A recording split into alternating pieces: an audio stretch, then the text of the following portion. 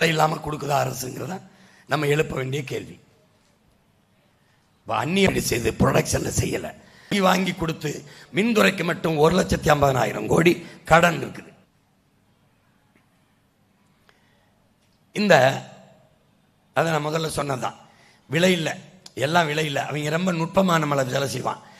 குடிகாரன்னு சொல்லாத, மது பிரியர்கள்னு சொல்லு, கிட்னி திருட்டுன்னு சொல்லாத, முறைகேடுன்னு சொல்லு, அது மது பிரியர்னு சொல்லு. என்னை ஒரு பத்திரிகையாளர் கேட்ட, ஒரு தொலைக்காட்சி தம்பி கேட்டாப்புல, அண்ணே மது பிரியர்கள்னு சொல்லுங்கண்ணே, குடிகாரங்க. சரிப்பா, இப்போ எனக்கு கூட குடிக்கிறது பிடிக்குது, அதனால அவங்க குடிக்கிறாங்க. எனக்கு கூட கொலை செய்கிறது பிடிக்குது, நான் தினம் ஒவ்வொருத்தரையாக கொலை செஞ்சுக்கிட்டு வரேன், என்னை கொலைகாரன்னு சொல்லாமல் கொலை பிரியர் அப்படி சொல்றீங்களா, அப்படி சொல்றீங்களா? அவர் அந்த தம்பி சிரிக்கிறார், அண்ணே இப்படி பேசுறேன்டா டேய், இது மது பிரியர்கள், கிட்னி திருட்டுன்னு சொல்லாத, சிறுநீரகம் முறைகேடு. இப்போ ஓட்டு காசு கொடுக்கறது வாக்காளர் உரிமை தொகை. எப்படி வாக்குக்கு காசு வாங்கணும்னு சொல்லக்கூடாது, வாக்காளர்களின் உரிமை தொகை, மகளிர் உரிமை தொகை மாதிரி இது வாக்காளர் உரிமை தொகை, அவ்வளவுதான்.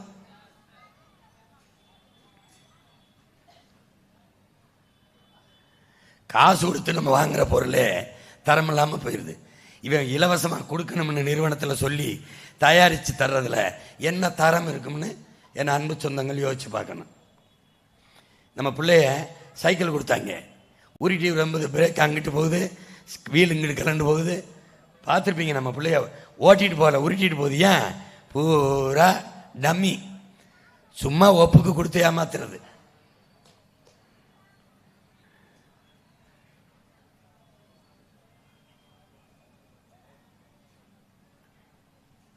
இதில் என்னன்னா, இந்த இலவசத்தில் இழக்கிற பணத்தை மிக அத்தியாவசிய தேவையாக இருக்கிற மின் கட்டணத்தில் ஏற்றிடுறான். 3 முறை இந்த அரசு, ஐயா ஸ்டாலின் அரசு மின் கட்டணத்தை உயர்த்தியிருக்கு. அடுத்து சொத்து வரியை ஏற்றிடுது, அடுத்து பத்திரப்பதிவு கட்டணத்தை ஏற்றிடுது. தவிர்க்க முடியாத எதுவோ அதில் அதிக கட்டணத்தை வரியை வச்சு உயர்த்திக்கிறது. நம்மக்கிட்ட இலவசமாக கொடுத்துட்டு அப்படி எடுத்துருது. இது பாரு, இந்த ஓசி பேருந்து மகளிருக்கு இலவசம், இப்போ ஆண்களுக்கு இலவசம். அடுத்து யார் வேணாலும் ஏறலாம், யார் வேணாலும் போகலாம். பஸ்ஸே ஓசி தான், வேணா ஒன்று எடுத்து கொண்டு வந்து உங்கள் வீட்டு வாசலில் கூட நிறுத்திக்கலாம், அது ஒன்றும் பிரச்சனை இல்லை. ஓசி. இந்த போக்குவரத்து துறைக்கு மட்டும் 1,00,000 கோடி கடன் இருக்கு. ஏன் கடன்? இந்த ஓசி தான்.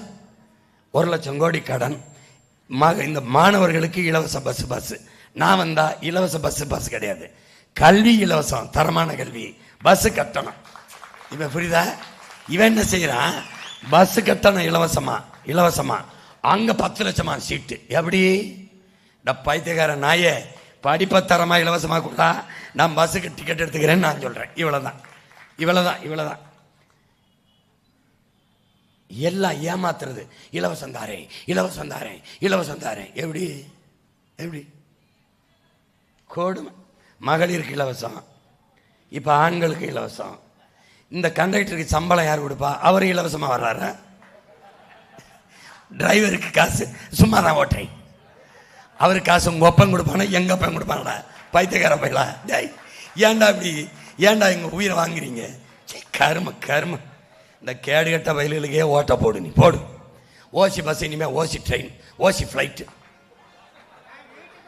கடைசியா இந்த பாரு, கடைசியா எது ஓசி வரும் பாரு, இங்க பாரு எது ஓசி, எல்லாம் ஓசி, பார்த்துக்கிட்டே இரு.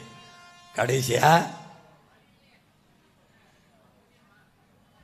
கல்விக்கு அதிக கட்டணம், பஸ் இலவச கவர்ச்சி, பூரா ஏமாத்துறது.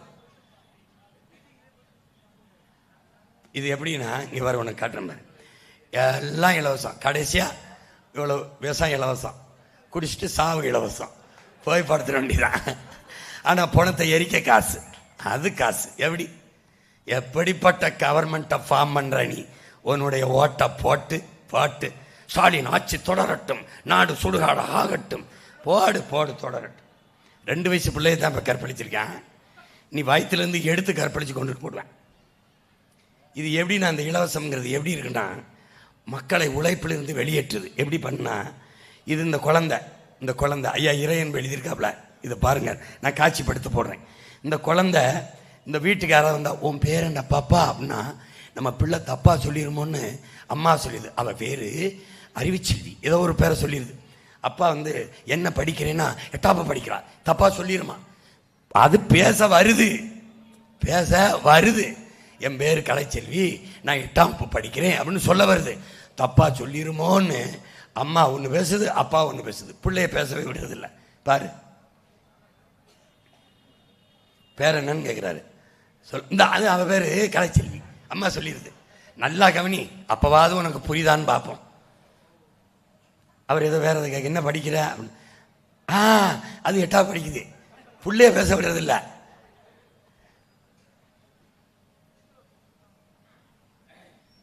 மாறி மாறி தனக்கு பதிலாக அப்பனும் ஆத்தாலுமே பேசிடுறாங்க பிள்ளைக்கு பதிலாக.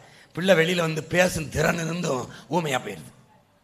அதனால என் மக்கள் உழைக்கிற திறன் இருந்தும் இந்த ஓசி, இந்த மிக்சி ஓசி, கிரைண்டர் ஓசி, பருப்பு ஓசி, அரிசி ஓசி, கடைசியா புரியுதா புரியுதா. இதை இப்போவாது மயஞ்சோறதை கேட்டு கொஞ்சம் யோசி, கொஞ்சம் யோசி, கொஞ்சம் யோசி. பாரு, இந்த புள்ள பேசுற திறனை இழந்துருது.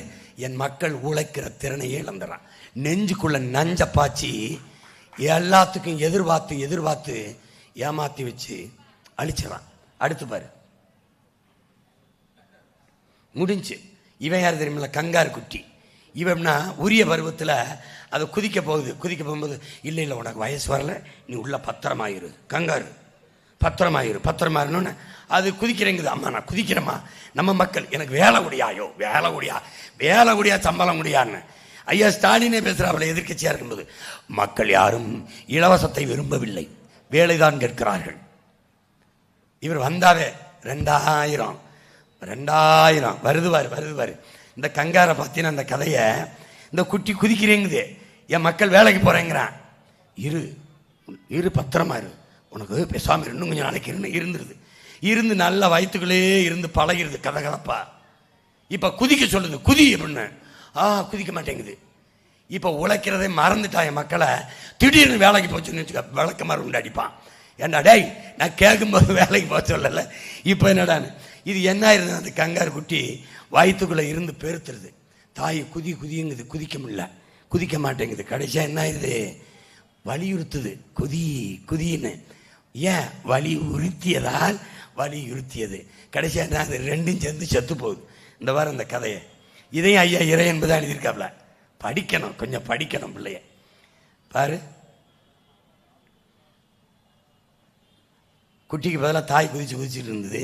கடைசியாக அதால் முடியலை, கண்ணீர் சிந்துது. தயவு செய்து குதி, எனக்கு வலிக்குதுன்னு. முடியலை முடியலை முடியலை, செத்து போகுது செத்து போகுது, ரெண்டுமே செத்து போகுது.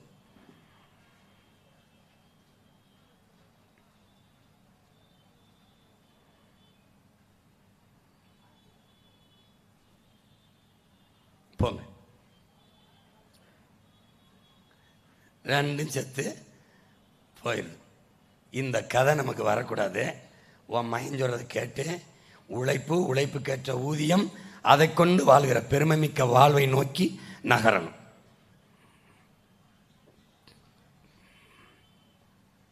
இந்த குதிரை இருக்கு பாரு, இது கதை. ஏன்னா உனக்கு கதை சொல்லி புரிய வைக்கிறேன் பாப்பா.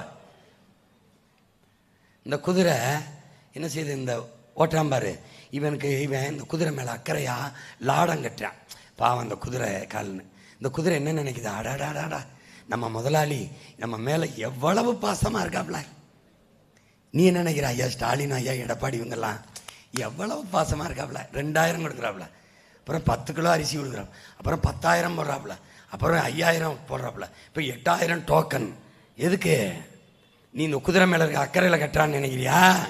இல்லை, அதிகமாக வேலை வாங்குறதுக்கு. இந்த மாதிரி அதிகமாக ஏறி ரொம்ப தூரம் போகிறதுக்கு. இந்த குதிரைக்கு அப்புறம் தான் தெரியுது, இந்த கழுத பையன் நமக்கு கட்டலை, அவன் நம்மளை ரொம்ப தூரம் ஓட வைக்கிறதுக்காக கட்டியிருக்கான்ட்டு. இவன் உனக்கு அதுக்கு கொடுக்கல, உன்னைய உனக்கிட்ட இருந்து அதிகமாக வரியை எடுக்கிறதுக்கு தான் அவன் இந்த இலவசத்தை தர்றான். அதை புரிஞ்சுக்கணும். இந்த ஓனாயும் கத்தியும்னு நம்ம ஐயா இறை என்ப ஒரு கதை எழுதியிருக்காப்புல. அது என்னன்னா, இந்த காட்டுக்குள்ளே இருந்து ஓனாய் வந்து வீட்டில் வந்து கோழிகள் எல்லாம் பிடிச்சி தின்னுது. இப்போ ஊருக்காரங்கள்லாம் முடிவு பண்ணி என்ன பண்ணுறாங்க, இது இந்த ஓனாய் எப்படா காலி பண்ணுறதுன்னு ஒரு கத்தியை வச்சு அது குச்சியில் கட்டி கோழி ரத்தத்தை தடவி விட்டுறாங்க. தடவி விட்டோன்னே இவர் வர்றார். வழக்கம் போல் வந்து இந்த ரத்த வாடைக்கு போய் அந்த கத்தியை நக்கிறாப்புல. நக்கும்போது சுவையாக இருக்குது, ரத்தம் வந்துக்கிட்டே இருக்கு. யார் ரத்தம்? அவர் ரத்தம் தான். அவர் ரத்தம் தான் தெரியாமல் அப்படியே சுவைச்சு சுவைச்சு சாப்பிட்டுக்கிட்டே இருக்காப்புல. மொத்த ரத்தமும் சிந்தி மொத்தமாக செத்து போகிறாப்புல. நம்ம இலவசம் இலவசம்னு அது எங்கேருந்து எடுக்கப்படுது? நம்ம ரத்தத்திலிருந்து தான் எடுக்கப்படுதுங்கிறத தெரிஞ்சுக்கணும். அதான் இந்த ஓனாய் கத்தி கதை. இந்த பாரு, இந்த பாரு, இந்த கத்தி ஊண்டி வச்சுட்டு போயிடுறான். அதில் கோழி ரத்தம் தடவி இருக்கு. அதை நக்கிறார் அவர் நாக்கு கிழிஞ்சு ரத்தம் வருது. அதையும் சேர்த்தே சுவைக்கிறாரு. ஐயோ ஐயோ ரொம்ப சுவையாரு. இப்படி தான் நம்ம மக்கள். அருமையான அரசு. அவர் 2000 கொடுத்தாரு, இவர் 5000. ஐயோ இவர் 20000. ஐயா அவர் கடைசியா இந்த செத்து போச்சல ஓனாயி அது மாதிரி போக வேண்டியதான். புரியுது? இப்போ திருடன்னு நாய். இந்த கதையை பாரு, இந்த கதையை பாரு. இவன் ஏறி குதிச்சு திருட போறான். அந்த நாய் அப்படியே பார்க்குது. தைரியமாக ஏறி குதிச்சு போறாப்லையே. அப்போ நம்ம வீட்டுக்கு சொந்தக்காரனாக இருப்பான். வீட்டு ஓனருக்கு நம்ம எஜமானுக்கு சொந்தக்காரனாக தான் இருப்பான்னு நாய் பேசாமல் இருக்கு. பார்க்குது, நம்ம இல்லாமல் இருக்கு. இவ்வளவு தைரியமாக போகிறான்ல, போகிறான், குலைக்கலை. மறுபடியும் பார்க்குறான் அந்த நாய், குலைக்காமல் இருக்கேன். ஒருவேளை திருட போகும்போது கத்தி ஊற குட்டிடுமோ, யாரையாவது எழுப்பி விட்டுருமோன்ட்டு இடுப்புலேருந்து பையிலேருந்து ஒரு எலும்பு துண்டை போடுறான்.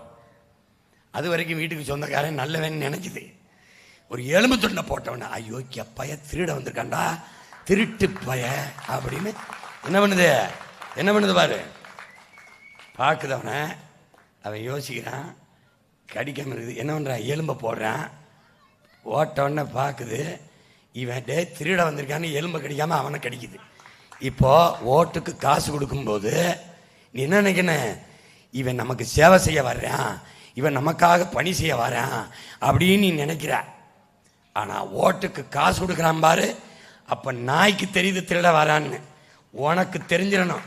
எப்படி? அயோக்கிய பய திருட வரான்னு என்ன பண்ண? விளக்க மாதிரி செருப்பை கொண்டு வெளுத்து விடணும். அது கடிச்சு விடுது, நீ அடிச்சு விடுற. இந்த ஓடுறான் பாரு, இது மாதிரி ஓட வைக்கணும்.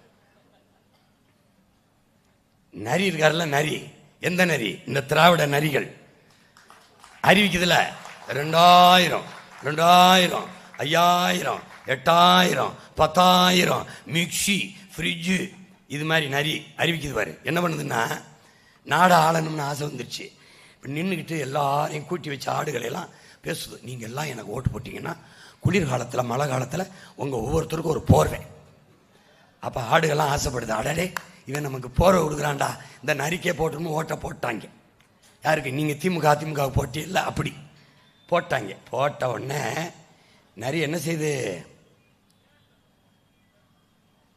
எல்லா ஆட்டு தோலையும் உரிக்க ஆரம்பிக்குது.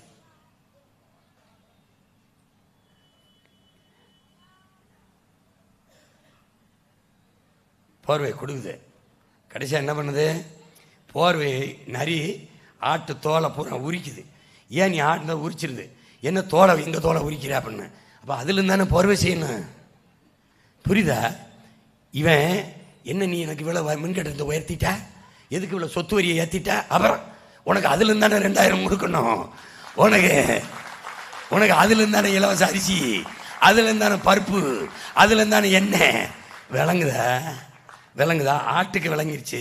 இன்னுமா என் அன்பு சொந்தங்களுக்கு விளங்கலை. இதுக்கு மேலே விளங்கலைன்னா ஒன்றும் விளங்காது. நாளே விளங்காது.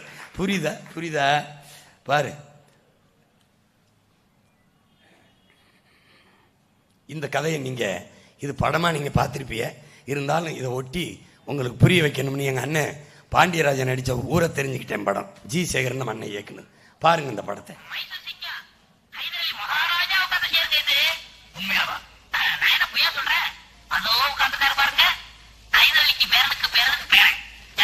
இது எப்படி தெரியுங்களா? அருமையான ஆட்சி, நாங்கள் வந்தால் அது இது ஆற்காடு நவாப்பு நாற்காலிங்கிறான். அது மாதிரி நாங்கள் வந்து ஆட்சி சூப்பராக பண்ணிடுவோம், அதை பண்ணிடுவோம், எல்லாம் கொடுத்துருவோம், அப்படி பண்ணிடுவோம். இந்த அதான் எங்கள் அண்ணன் செந்தி சொல்லிட்டு இருக்காப்புல. இவங்க விடுற பீழாவை அவர் விடுறாப்புல.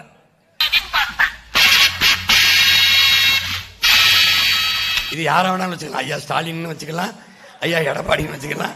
இப்போ பின்னாடி வந்திருக்காரு அவரை கூட வைக்கலாம், வச்சுக்கலாம். இப்போ 2000 நான் 2500 அதான் பாரு. இதெல்லாம் எவையா ஏலத்துல வாங்குவான்? எவன் வாங்குவானா? இது இங்க வந்திருக்குன்னு தெரிஞ்சாலே போதும்.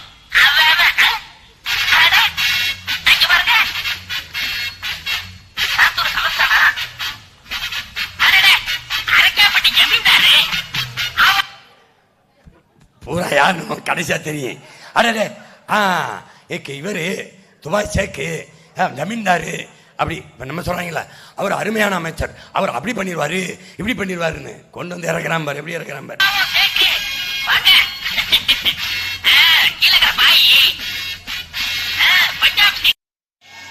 பஞ்சாப் சிங்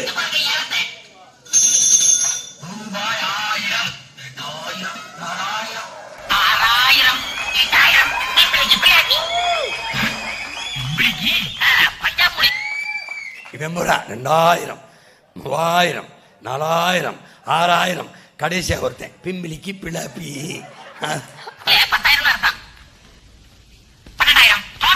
என்ன விளையாடுறீங்களா? நீங்க எப்ப ஏழை விட்டு முடியுது, நான் எப்ப டெலிட் பண்ணும் டைம் ஆச்சு. நீங்க ஏதாவது ஒருத்தர் வச்சு விடியா வந்துருக்கா பாத்திய பார்த்தா பயங்கர விளப்பு உங்களுக்கு. எப்படியாவது ஓட்ட வாங்கிடணும்னு நினைக்கிற மாதிரி அண்ணன் எப்படியாவது இந்த நாற்காலியை வித்துடணும்னு நினைக்கிறவள பாரு.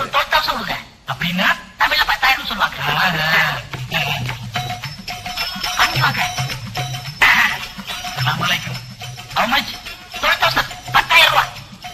எங்க பரம்பரை சொத்தே 10,000 ரூபாய் விற்கிறது ரொம்ப பிச்சைக்காரன். இருந்தாலும் எங்க தாத்தா பாலிட்டிக்காக பேரம் பேச வாங்குறேன்.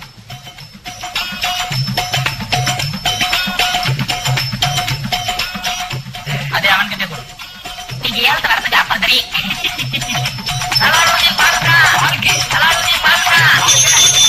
எப்படி ஓடுறாங்க இதே மாதிரி ஓடிடுவாங்க. ஓட்ட வாங்கிட்டு ரூபாய் 1000 2000 4000 6000 8000 பிம்பிளிக்கு பிளேபி 12,000 14,000 16,000 18,000 20,000 20,000 ஒரு தரம் 2 தரம் 3 தரம். பணம் கொடுங்க. கடைசியா பூரா பைத்தியம். பூரா இங்க பூரா பைத்தியம். நான் 2000 3000 2500 நான் வந்தா அது இது கடைசியா பிம்பிளிக்கு பிளாப்பி தான்.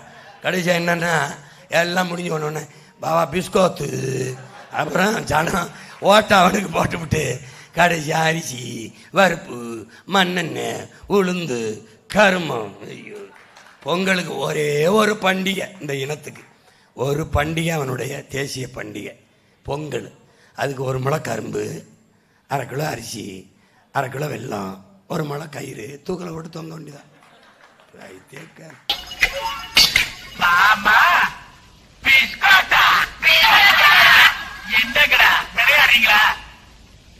என்னையா இது 1000 ஆரம்பிச்சு 2000 4000 ஐயா பைத்தியங்க.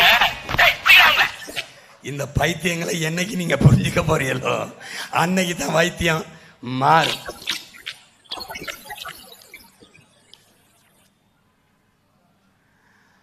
இப்ப எல்லாரும் இதுல என்னன்னா நீ யாருன்னு தெரிஞ்சுக்கணும். உலகத்துக்கு சோறு ஓட்டையணும். எல்லாரும் நம்ம முன்னோர்கள் இருக்கான்ல, நம்ம முன்னவன் நம்ம தாத்தன் திருத்தக்க தேவன் இருக்கான். அவன் சீவக சிந்தாமணின்னு ஒரு காப்பி எழுதியிருக்கான். அதுல கணவன் மனைவியும் வாசல்ல நின்று இப்படி போவார் வருவோரெல்லாம் வாங்க வாங்க எங்கள் வீட்டில் வந்து விருந்து சாப்பிட்டு போங்க, மல்லிகை பூ போல தும்ப பூ போல சமைச்சு வச்சுருக்கோம், சாப்பிட்டு சும்மா போவேனா, பொண்ணும் மணியும் பட்டாடைகளும் அள்ளி தாரோம், வாங்கிட்டு போங்க வாங்க சாப்பிட்டு போங்க. அப்படி போவன் வருவனையெல்லாம் கூப்பிட்டு விருந்து படைச்சு பொண்ணும் மணியும் அள்ளி கொடுத்த பரம்பரையில் வந்தவன் நீ 1/2 கிலோ அரிசி கிடைக்குமா, 3/4 கிலோ வெங்காயம் கிடைக்குமா? பூ பாரு பாரு நீ யாருன்னு பாரு. இவன் யார் தெரியுமில்ல, எல்லா பையலும் நாயை கட்டினா வாசல்ல, நீ யார் தெரியுமில்ல, திண்ணையை கட்டின. ஏன் போவன் வருவன்லாம் சாப்பிட்டுட்டு ஓய்வு எடுத்துட்டு போட்டு எல்லாம் வரவனை குலைச்சி வரட்டணும்னு நாயை கட்டும்போது ஓம் பரம்பரை திண்ணையை கட்டுச்சு. எதுக்கு? சாப்பிட்டு ஓய்வு எடுத்துட்டு போட்டோம்னு. எல்லாரும் கல் மாவில் அரைச்சி போட்டு கோலம் போட்டுக்கிட்டு இருந்தான். கல் மாவில் முன்னோர்கள் பார்த்தா பாட்டி என்ன பண்ணா, அரிசி மாவில் போட்டான். எதுக்கு? இந்த ஈக்கும் எறும்புக்கும் இந்த குருவிக்கும் இறையா இருக்கணும்னு. எப்படிப்பட்ட மாண்பு கொண்ட இனத்தின் மக்களடா நாம். கொடுத்து கொடுத்து கொடுத்து வாழ்ந்த இனத்தை கையேந்த வச்சிட்டான்டா. இந்த பிச்சைக்கார பயிலிட்ட நாட்டை கொடுத்து நீ மானத்தை வித்துட்டு வாழ்றியே. 8000 ரூபா டோக்கன் என்ன வாங்குவேன்? இப்போ எனக்கு ஐயா, நான் என்னங்க இருந்த 8000 ரூபா டோக்கன் வச்சு இந்த முதலமைச்சர் பதவி எனக்கு வாங்கி கொடுங்க. 8000 ரூபா டோக்கன் எப்படி? அவர் ஐயா எடப்பாடி 10,000 கொடுக்குறேன், ஃப்ரிட்ஜு கொடுக்குறேன், அதில் எதை வைப்பிய? காய்கறி, வெண்டைக்காய், கத்திரிக்காய், சோரைக்காய், அதை அவர் கொடுக்க மாட்டார். எங்கள் அப்பா விவசாயி தான் கொடுக்கணும். கவனமாக இந்த பரம்பரையில் வந்த நீ, பிறரை பசியாற்றி வாழ்ந்த நீ எப்படி இருக்காவர்?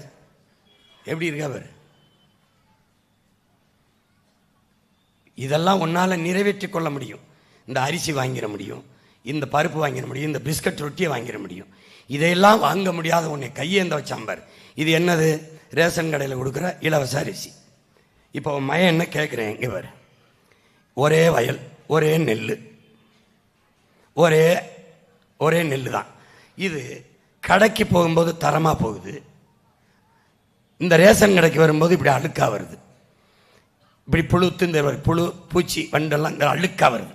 இது ரேஷன் அரிசி தான், இது கடை அரிசி. அப்போது ஒரே நெல், ஒரே வயல், கடைக்கு வியாபாரத்துக்கு போகும்போது தரமாக போகுது, மக்கள் சேவைக்கு ரேஷன் கடைக்கு வரும்போது தரங்கட்டு வருது. இடையில என்ன நடக்குது? இது கேள்வி கேட்கணுமா இல்லையா சொல்லு. பாரு என்ன நடக்குது பாரு. இப்போ இங்கே பாரு, இந்த அரிசியை சாப்பிட்டா ஒரு அமைச்சர் சொல்லு, ஒரு மாமன்ற உறுப்பினர், ஒரு சட்டமன்ற உறுப்பினர் அல்லது ஒரு நாடாளுமன்ற உறுப்பினர் எவனாவது ஒருத்தனை சொல்லு சாப்பிடுவான்னு சொல்லு. டேய், நான் சத்தியமாக சொல்கிறேன், சத்தியமாக. எங்கள் ஊருக்கு போகும்போது எங்கள் அம்மா சொல்கிறாங்க, ஐயா இந்த ரேஷன் அரிசிப்பா சனம் பாவம்ப்பா. ஏனம்மா? ஐயா இந்த அரிசியை வாங்கிட்டு நம்ம பயன்படுத்தலை. எங்களுக்கு நெல் இருக்குது, எங்களுக்கு நிலம் இருக்குது, 150-200 மூட்டை நெல் விளையும். இங்கே பாரு, அந்த அரிசியை எங்கள் மாடு வச்சுருக்கோம், மாட்டுக்கு ஆக்கி தவிட்டோடு அந்த தண்ணியோட கலந்து வச்சா எங்கள் அம்மா சொல்கிறாங்க, மாடு தொட்டியில் வாயை வைக்க மாட்டேங்குதுப்பா, நாத்தம், குடிக்க மாட்டேது. கோழிக்கு போட்டேன்ப்பா, கோழி கொத்தலாட சாமி, கோழி கொத்த மாட்டேங்குது. அதை என் மனுஷன் சாப்பிட்றேன். இந்த மாதிரி இந்த ரேஷன் அரிசியை எவனா சாப்பிட்றானா? ஒரே ஒருத்தன் சாப்பிட்டான். எப்போ பாரு, யாருன்னு பாரு. எவனும் சாப்பிட மாட்டான். இந்த அரிசியை பாரு என்ன தரத்தில் இருக்குன்னு பார்த்துக்க. அரிசி கடத்தப்படுது, அரிசி கடத்தப்படுது கேரளாவுக்கு. அவன் இதை கொண்டு போய் தவிடோட கலந்து மறுபடி தீட்டி அரவை மில்லில் அதை வித்துறான், மட்டை அரிசின்னு வித்துறான். இதில் என்ன கொடுமை நடக்குதுன்னா, இந்த மூட்டையில் தான் ஏற்றி இறக்குறான். நல்லா பாரு, ஏற்றி இறக்குறான், மூட்டையில் தான் ஏற்றி இறக்கான் பாரு. இதில் இந்த மூட்டையில் ஏற்றி இறக்குனதுல சிந்துனதுல 1950 கோடி. 2000 கோடின்னு சொன்னீங்கன்னா 2000 கோடியா அப்படின்னு பயந்துருவாயின்னு 1950 கோடி. எப்படி 1950 கோடி. சரி, 1950 கோடின்னு வைப்போம். எப்படி நீ கை கிட்ட எடுத்து வச்சியா இல்லை வாளியில் அள்ளி கொட்டினியா? மூட்டையாக தானே இருக்குண்ண. அதில் எப்படி 1950 கோடிக்கு சிந்தும்? சிந்திச்சா நீ கடத்தி வித்திய, சிந்திச்சா கடத்தி வித்தினியா? நீ எங்களை பைத்தியக்கார பையன் நினைச்சு தானே கேனப்பைய கூட்டம் தானே கதை விட்டுக்கிட்டு இருக்க. திருட்டு பைய நீ திருடி வித்தம்னு சொல்ல வேண்டியதானே. இது கூட ரேஷன் அரிசி முறைகேடு. இந்த அரிசியை தான் சாப்பிட்டுக்கிட்டு இருக்காங்க. பொது விநியோக திட்டத்தில் அரிசி எவ்வளவு கேவலமாக வருதுன்னு பாரு. கேரளா, ஆந்திராவுக்கு கடத்தப்படுது. அதுவா தெரியுதா உனக்கு? தெரிஞ்சுக்க, கடத்தப்படுது. தவிடு கலந்து தமிழ்நாட்டுக்கு மறுபடியும் அரைச்சி அதை தீட்டி வித்துறான். இப்போ என்ன நடக்குதுன்னா, நம்ம உலக வர்த்தக அமைப்பில் கையெழுத்து போட்டு கடன் வாங்கிட்டோம், வேர்ல்டு ட்ரேடு ஆர்கனைசேஷன். அதில் என்ன பண்ணுது இந்த அமைப்பு? என்ன சொல்லுதுன்னா, நமக்கு கல்வி சேவை கொடுக்கணும், அரசு கொடுக்கணும். மருத்துவ சேவை அரசு கொடுக்கணும். மின் உற்பத்தி விநியோகம் சேவை, சாலை போடுதல், பராமரித்தல், போக்குவரத்து நடத்துதல் சேவை, அப்புறம் குடிநீர் விநியோகம் சேவை. இதையெல்லாம் அவன் என்ன சொல்கிறான்? இது சேவை இல்லை, பிஸ்னஸ், தொழில். தொழிலை செய்வது அரசின் வேலை இல்லை. அதனால் நீ முதலாளிகள்கிட்ட இதை கொடுத்துரு, கல்வியை கொடுத்துரு, மருத்துவத்தை கொடுத்துரு, போக்குவரத்தை கொடுத்துரு, மின் உற்பத்தி விநியோகத்தை கொடுத்துரு, குடிநீர் விநியோகத்தை கொடுத்துரு, எல்லாத்தையும் கொடுத்துட்டு கமிஷனை வாங்கிட்டு கையெழுத்து போட்டுக்கிட்டு கம்முன்னு இரு. இதுக்கு தான் நீ நாளைக்கு ஓட்டு போட போற. 23ஆம் தேதி கமிஷன் பாய்ஸுக்கு தான் ஓட்டு போட போற. Be careful. இப்போ என்ன பண்ணுறான், உன்னோட உணவு மானியத்தை துண்டி இலவசமாக அரிசி கொடுக்கறத நிறுத்துங்கிறான். யாரு? அந்த வர்த்தக அமைப்பு. இல்லைனா எனக்கு அரிசி வியாபாரம் படுத்துக்கிறது, இலவசமாக போடாத நிறுத்துங்கிறான். இப்போ நீ போயிட்டு, சாமி மண்ணெண்ணெய் இல்லை ரேஷன் கடையில், ஐயா பருப்பு இல்லை, ஐயா அரிசி இல்லை, எழுதி வச்சுக்க, கொஞ்ச நாள் கழிச்சு போ, ஐயா இங்கே ரேஷன் கடையே இல்லைன்னு நீ வரலை, நான் பிரபாகர மகன் இல்லை பார்த்துக்கிட்டு நீ வருவ. இந்த WTO ரேஷனை நிறுத்துங்க, பொது விநியோக திட்டத்தை நிறுத்து அப்படிங்கிறான். இப்போ ஓ மையம் வந்து என்ன செஞ்சிடறேன், அவன் நிறுத்தலை, உன்னை ரேஷன் அரிசிக்கு கையேந்த வைக்கலை, அந்த புழுத்து போன அரிசிக்கு போக விடலை. ஏன்? நான் உன் மையனை வேளாண்மை செஞ்சிடறதுனால நான் என்ன பண்ணிடுறேன், இதை நிறுத்திட்டு, இதை பற்றி எதிர்பார்க்கல. நான் போய நம்மளே வேளாண்மை செய்கிறதுனால இருப்பா இங்கப்பா. குறிஞ்சி அங்காடியில்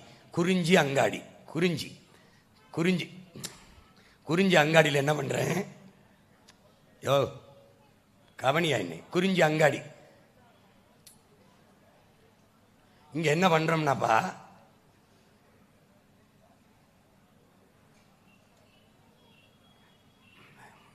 அது நிறுத்தியா, இங்கே குறிஞ்சி அங்காடின்னு நம்ம திறந்துடுறோம், தெருவ திறந்து வச்சிடறோம். அங்கே மலைகளில் விளையிற தேன், உனக்கு கிழங்கு, முட்டைக்கோசு, இந்த உருளைக்கிழங்கு, அந்த கிழங்கு வகைகளெல்லாம் இங்கே உனக்கு கிடைக்கும். குறிஞ்சி அங்காடி தரமான விலைக்கு கிடைக்கும். நீ வந்து குறைந்த கட்டணத்துக்கு. இது விலையை யார் தீர்மானிப்பா? விவசாயியே தீர்மானிப்பான். அவன் வந்து இந்த நாடெங்கிலும் நம்ம ஒரு கிழங்கு கேரட்டு 1 கிலோ 10 ரூபாய்க்கு விற்கலாம்னா 10 ரூபா. ஆனால் தரமாக இருக்கும், நஞ்சு இல்லாமல் இருக்கும். ஏன்? நானே விளைய வைக்கிறேன். அடுத்து முல்லை அங்காடி. இந்த முல்லை அங்காடியில் என்ன பண்ணிடுறேன், முல்லை நிலத்தில் தான் ஆடு மாடு நம்ம வளர்த்தோம். அப்போது கறி, பால், நெய், தயிர், மோர் எல்லாம் முல்லை அங்காடியில் உனக்கு வச்சிடுறேன். பால் பவுடரு, பாலாடை கட்டி, பால் கோவா எல்லாம் இங்கே வச்சிடுறேன். அடுத்து என்ன பண்ணுறேன், மருதம் அங்காடி. இங்கே தான் நம்ம விவசாயம் செஞ்சோம். மருதம் அங்காடி. அங்கே அரிசி, பருப்பு, காய்கறி எல்லாம், வெங்காயம் எல்லாம், கத்தரிக்காய், வெண்டைக்காய், சொரக்காய் எல்லாம் மருத அங்காடியில் இருக்கும். நீ அங்கே வந்து தாராளமாக நீ வாங்கிட்டு போக வேண்டியதான், குறைஞ்ச உரிய கட்டணத்துக்கு. ஏன்? நானே விவசாயம் செய்யறதுனால அதிக விலைங்கிறது இருக்காது. திடீர்னு அவன் விலையை ஏற்றிட்டான். இப்போ உன் பாலின் விலையை தீர்மானிக்கிறது யாரு? ஆந்திர முதலாளி. தமிழ்நாட்டில் 1 லிட்டர் பால் என்ன விலைக்கு விற்கணும் யார் முடிவெடுக்கிறா? ஆந்திர முதலாளி. உன் மகன் ஆட்சியை கொடுத்தா யார் முடிவெடுப்பா? நீ தான் முடிவெடுப்பா. ஏன்னா நான் மாடு வச்சிருப்பேன், பண்ணை வச்சிருப்பேன், பாலை தரமான தூய பாலை உனக்கு கொடுப்பேன், உரிய கட்டணத்தில் கொடுப்பேன். மருதம் அங்காடி, நெய்தல் அங்காடின்னு வச்சிருப்பேன். நான் நில விவசாயம் மாதிரி கடல் விவசாயம்.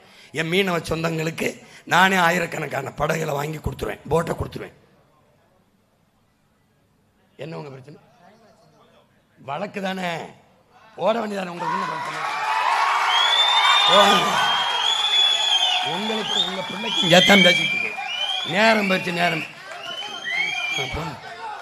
இப்ப நெய்தல் அங்காடி இருங்க, அமர்ப்பா. இங்க நம்மளே மீன் பிடிக்கிறோம், நம்ம மீனவ சொந்தங்கிட்ட வாங்கி உரிய விலையை கொடுத்து வாங்கி இந்த நெய்தல் அங்காடியில் வச்சு மீன், கருவாடு, இறால், சுறா, நண்டு எல்லாம் வைக்கிறோம். தரமாக என் மக்களுக்கு கிடைக்க வச்சிடுறேன். நீ ரேஷன் கடை இருக்குது இல்லை, அதை பற்றி கவலைப்படாது. சிலிண்டர்லாம் நானே கொடுப்பேன், உன் மகனே நானே தயாரிப்பேன். மாட்டு சாணியிலிருந்து, ஆட்டு கழிவுல இருந்து நானே தயாரிப்பேன். 1.5 சிலிண்டரு ஓசையா தரமாட்டேன். அன்னபூர்ணி சூப்பர் 6, அன்னபூர்ணி சூப்பர் 60 கிடையாது. காசு கொடுத்து வாங்கிடணும், தடையில்லாமல் தருவேன். நல்ல தட்டுப்பாடு இல்லாமல் நானே உற்பத்தி செஞ்சு உரிய விலைக்கு உற்பத்தி செலவை எடுத்துக்கிட்டு கொடுத்துருவேன். அப்போது இனி உன் மகன் ஆட்சியில் இலவசம் இல்லை, எதாவது கட்டணம் இல்லாமல் கல்வி, குடிநீர், மருத்துவம், இது 3ஐயும் தான் தருவேன். வேறு எதுவும் காசு இல்லாமல் தரமாட்டேன். எனக்கு முடிஞ்சால் போட்டா போடு, போடலைன்னா போ. அவ்வளோதான். எங்கள் ஊரில் ஒரு கதை, கப்பலில் பொண்ணு வருதுன்னு இருக்காரு அவர். எனக்கு ஒன்று எங்கள் அப்பாவுக்கு ஒன்று வந்துருக்காங்க. இல்லை காசுக்குன்னொன்னே, இல்லை நான் சின்ன பையன், எங்கள் அப்பா வயசானவர் வேணான் இருக்கான். அதனால இலவசம்ன்றது நம்ம ஆட்சியில் இல்லை. போப்பா போப்பா வேமா பாப்பா, கடைசியாக விஷம் தருவான் இலவசம், குடிச்சிட்டு போ. இப்போ இங்கே பாரு போ. இவர் கையேந்தினா பிச்சை, இவர் போங்க. இப்போ நம்ம எல்லாரும் சேர்ந்து கையேந்தினா இலவசம், அது பிச்சை இல்லை. நான் கையேந்தினா பிச்சை, நாடே கையேந்தினா இலவசம். இவ்வளோ தட்சாலி வரானர், இவ்வளோதான். உன்னை பிச்சைக்காரனா மாற்றணுவனுக்கு மறுபடியும் ஓட்ட போட போறியா? இந்த நிலையை மாற்றணும்னு துடிக்கிற உன் மகனுக்கு போட போறியா? இவ்வளவுதான். இந்த தேர்தலில் போப்பா. இந்த தரத்தில் உன்னை வாழ விட்டுருக்கான். இவன் யாரு? முல்லைக்கு தேர விட்ட பாரி, உன் பேத்தன், உன் பாட்டேன். அவன் யாரு? மயிலுக்கு போர்வையை போத்துன பேகன். நீ தான் வேட்டி சேலைக்கு இலையிற, மயிலுக்கே போர்வையை போத்துன. நீ இந்த மானத்தை கட்டிக்கிற, மறைச்சு கட்டிக்கிற வேட்டி சேலைக்கு நிற்கிற. அவர் நிற்கிற இந்த நிலையை உன் மயம் ஒழிக்கிறேன். எப்படி கையேந்தி நிற்கிற? நம்மளே வேளாண்மை செய்கிறோம், நம்மளே எல்லாம் பண்ணுறோம். மாத்திரம்டா போடா டே. அடுத்து என்னப்பா? இலவசத்திற்கு ஒதுக்கப்படுகிற நிதியை வேலை வாய்ப்பு உற்பத்திக்கு ஒதுக்கி எல்லாருக்கும் வேலை கிடைக்க செய்து தரமான வாழ்க்கையை உன் மகன் கொடுப்பேன். நம்பிக்கையோடு நீ எனக்கு வாக்கை செலுத்து. இந்த மாதிரி மகிழ்ச்சியா தற்சார்போடு வாழ்கிற வாழ்க்கையை ஒவ்வொரு குடும்பத்துக்கும் என் மண்ணில் கொடுப்பேன். ஓ, இந்த மண்ணிலே வாயா, இந்த மண்ணிலே இந்த ஆர்கே நகரில் ராதாகிருஷ்ணன் நகரிலே போட்டியிடுகிற என் அன்பு தங்கை அறிவியல் ஆய்வறிஞர் வெண்ணிலா தாய்மானன் அவர்களுக்கு நீங்கள் விவசாய சின்னத்திலே வாக்கை செலுத்தி நீங்கள் வெற்றி பெற வேண்டும். உதயசூரியனுக்கு போட்டு தோற்றீர்கள், ரெட்டலைக்கு போட்டு தோற்றீர்கள், கை சின்னம் தாமரைக்கு போட்டு தோற்றீர்கள். விவசாய சின்னத்திற்கு போட்டு வெற்றி அடையுங்கள். ராயபுரம் தொகுதியிலே போட்டியிடுகிற பொறியாளர் என் அன்பு தம்பி பாபு மயிலன் அவர்களுக்கு விவசாய சின்னத்திலே வாக்கை செலுத்தி வெற்றி பெறுங்கள், வெற்றி பெற செய்யுங்கள். எப்போதும் புரட்சி என்பது ஒரு தலையில் மாற்றம் என்பது சொல்லல்ல செயல். மாறுவோம், மாற்றுவோம். இது மாற்றத்திற்கான எளிய மக்களின் புரட்சி எப்போதும் வெல்லும். நம் வெற்றி அதை சொல்லும். இலக்கு ஒன்றுதான், இனத்தின் விடுதலை. இனம் ஒன்றாவோம், இலக்கை வென்றாவோம். தமிழ்தாய் வாழ்க, தலைவர் பிரபாகரன் வாழ்க. ஆர்கே நகர் தொகுதியிலே என் தங்கை வெண்ணிலா வெல்க, ராயபுரம் தொகுதியிலே பாபு மயிலன் தம்பி வெல்க. நன்றி, வணக்கம். நாம் தமிழர்.